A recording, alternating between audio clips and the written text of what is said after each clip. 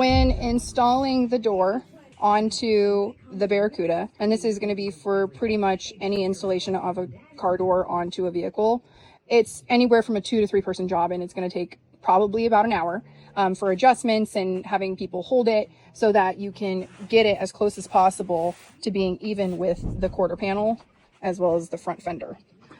The way that you'll adjust it, and so you have 4 different adjustments here.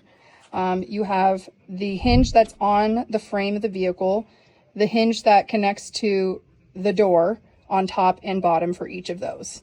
The hinge that's on the door is going to adjust the door to tilt in and out, as well as on the bottom in and out, so that you can get it as flush as possible here, as well as here and down here. The hinge that's on the interior portion that's connected to the frame of the vehicle is going to bring the door up and down. And when you get it adjusted correctly, when it's up and down, it's also going to move it forward and back a little bit so that the gap between the fender and the gap that's between the quarter panel is going to be even.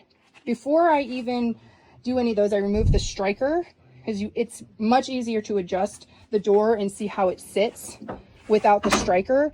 Over the years, as the hinge pins go bad, people tend to adjust the striker rather than replacing the hinge pins. So if you remove the striker first and then do all your adjustments with the hinges, it'll be much easier to adjust the striker to where it needs to sit, so that once you close your door, you have it where it sits where it's supposed to, with the gapping, evenness of the panels, and the gapping here.